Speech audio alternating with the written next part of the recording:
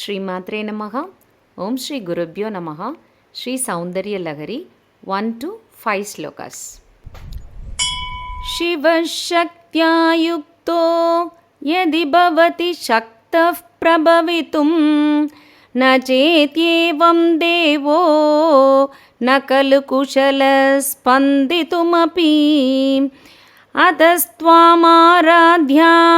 హరిహర విరింజాదిభిరపి ప్రణంతుం స్తోతుం వా కథమకృత పుణ్యః ప్రభవతి.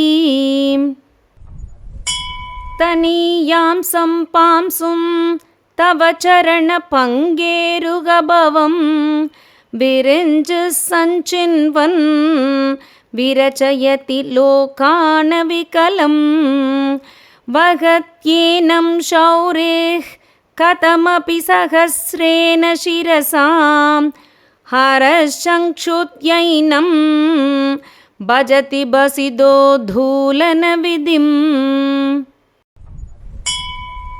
అవిద్యానామంతస్తిమిరమిహిరద్వీపనగరీ జఢానాం చైతన్యస్తపకమకరందశ్రుతిజరీ దరిద్రాణాం చింతామణిగుణనికా జన్మజలదో నిమగ్నానాం దంష్ట్రా మురరిపువరాహస్య భవతి.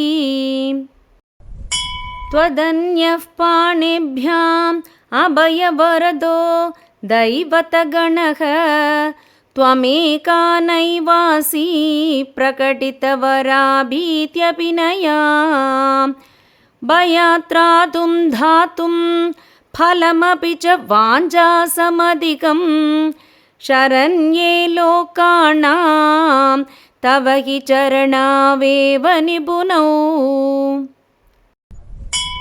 హరిస్త్వామారాధ్య ప్రణతజన సౌభాగ్యజననీ పురానారీ భూత్వా పురరిపుమపి క్షోభమణయత్ స్మరోపి త్వాం నత్వా రతినయన లేహ్యేన వపుషా మునీనామభ్యంతః ప్రభవతి హి మోహాయ మహతాం.